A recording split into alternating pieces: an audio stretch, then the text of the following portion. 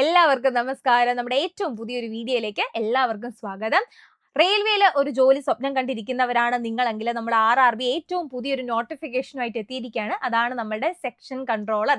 ഒരുവിധപ്പെട്ട എല്ലാവർക്കും ഈ ഒരു പോസ്റ്റിനെ പറ്റിയിട്ടൊക്കെ അറിയാമായിരിക്കും. ഇല്ലാത്തവർക്ക് വേണ്ടിയിട്ടാണ് ഇന്നത്തെ വീഡിയോ നമ്മൾ ചെയ്യുന്നത്. കഴിഞ്ഞ ദിവസം നമ്മുടെ റെയിൽവേ ഈ ഒരു നോട്ടിഫിക്കേഷൻ റിലീസ് ചെയ്തിട്ടുണ്ട്. സെക്ഷൻ കൺട്രോളറുടെ നോട്ടിഫിക്കേഷൻ. നിങ്ങൾക്ക് അടുത്ത മാസം 15-ാം തീയതി മുതൽ, അതായത് ജൂലൈ 15 മുതൽ ഓഗസ്റ്റ് 14 വരെ ഈ ഒരു പോസ്റ്റിലേക്ക് നിങ്ങൾക്ക് അപ്ലൈ ചെയ്യാം കേട്ടോ. അതായത് നമ്മുടെ ഓപ്പണിംഗ് ഡേറ്റ്, ആപ്ലിക്കേഷന്റെ ഓപ്പണിംഗ് ഡേറ്റ് വരുന്നത് നമ്മുടെ ജൂലൈ 15 മുതലാണ്.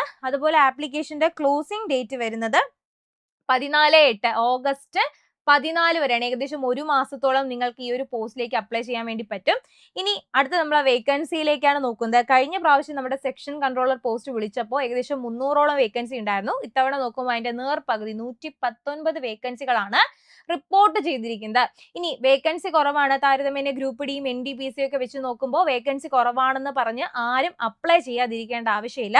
ഒരുവിധപ്പെട്ട എല്ലാവരും ഈ ഒരു വേക്കൻസി ലിസ്റ്റ് കാണുമ്പോൾ തന്നെ ഇത് സ്കിപ്പ് ചെയ്ത് വിടുന്ന ഒരു പോസ്റ്റ് ആണ് സെക്ഷൻ കൺട്രോളർ എന്ന് പറയുന്നത്.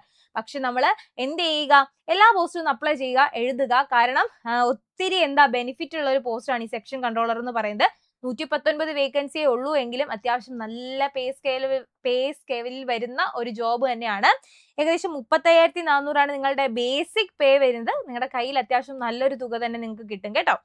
ഇനി ഒരുപാട് പ്രത്യേകതകൾ എന്തൊക്കെയാണെന്ന് പറഞ്ഞു കഴിഞ്ഞാൽ, ഗ്രാജുവേഷൻ ഉണ്ടെങ്കിൽ നിങ്ങൾക്ക് ഡിഗ്രി, നിങ്ങളുടെ കയ്യിൽ സ്വന്തമായിട്ട് ഒരു ഡിഗ്രി, സ്വന്തമായിട്ടല്ല ഒരു ഡിഗ്രി ഉണ്ടെങ്കിൽ, ഒരു ഗ്രാജുവേഷൻ ഉള്ള ആളാണ്, 20-നും 33-നും ഇടയിൽ പ്രായമായവരാണെങ്കിൽ, 20-നും 33-നും ഇടയിൽ പ്രായമായ ഡിഗ്രി ഉള്ള ഒരു ഉദ്യോഗാർത്ഥിയാണ് നിങ്ങളെങ്കിൽ തീർച്ചയായിട്ടും ഈ ഒരു പോസ്റ്റിലേക്ക് നിങ്ങൾ എന്ത് ചെയ്യുക, അപ്ലൈ ചെയ്യുക.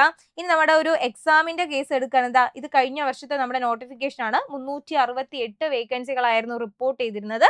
ഇത്തവണയാണെങ്കിൽ 119 വേക്കൻസികളാണ്. ഇനി പരീക്ഷയുടെ ഏറ്റവും വലിയ പ്രത്യേകത, ചിലർക്ക് ഇംഗ്ലീഷ് പേടിയായിട്ടുള്ള കുറെ കുട്ടികളുണ്ട്. പൊതുവിൽ നമ്മളുടെ RRBയുടെ എക്സാമിന് ഇംഗ്ലീഷ് എന്ന് പറയുന്ന സബ്ജക്റ്റ് ഇല്ല. അപ്പോൾ അത് നമ്മൾ നോക്കേണ്ട ആവശ്യമില്ല. ഇനി രണ്ടാമത്തെ ആളാണ് GK എന്ന് പറയുന്നത്. GKയും നമുക്ക് ഇവിടെ സെക്ഷൻ കൺട്രോളറിന്റെ എക്സാമിന് GK പഠിക്കേണ്ട ആവശ്യമില്ല. ഇവിടെ നിങ്ങൾ നോക്കേണ്ടത് റീസണിങ്ങും മാത്സും മാത്രമാണ്.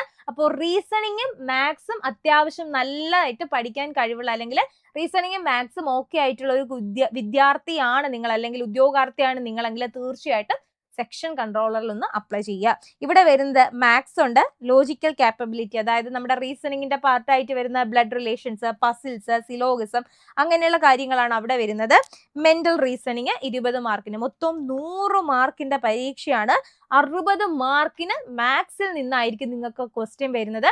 20 മാർക്ക് ലോജിക്കൽ കാപ്പബിലിറ്റിയിൽ നിന്നായിരിക്കും, റീസണിങ്ങിന്റെ ഭാഗം തന്നെയാണ്. ദെൻ മെന്റൽ റീസണിങ്ങിൽ നിന്ന് 20 മാർക്കിന്, മൊത്തം 100 മാർക്കിനുള്ള പരീക്ഷയാണ് സെക്ഷൻ കൺട്രോളർ എന്ന് പറയുന്നത്. അപ്പോൾ GK ഇല്ല, ഇംഗ്ലീഷ് ഇല്ല, ഒരുവിധം മാത്സും റീസണിങ്ങും അത്യാവശ്യം നല്ല ഒരു കവർ ചെയ്യാൻ കഴിവുള്ള ഒരാളാണ് നിങ്ങളെങ്കിൽ തീർച്ചയായിട്ടും സെക്ഷൻ കൺട്രോളർ പോസ്റ്റിലേക്ക് അപ്ലൈ ചെയ്യുക. അത്യാവശ്യം നല്ല പേ സ്കെയിൽ വരുന്ന ഒരു അടിപൊളി ജോബാണ്. അതുകൊണ്ട് അടുത്ത മാസം നമ്മുടെ ജൂൺ 14 ആകുമ്പോൾ തന്നെ നിങ്ങൾ എന്ത് ചെയ്യുക, ഈ ഒരു പോസ്റ്റിലേക്ക് അപ്ലൈ ചെയ്യാനായിട്ട് നോക്കുക കേട്ടോ.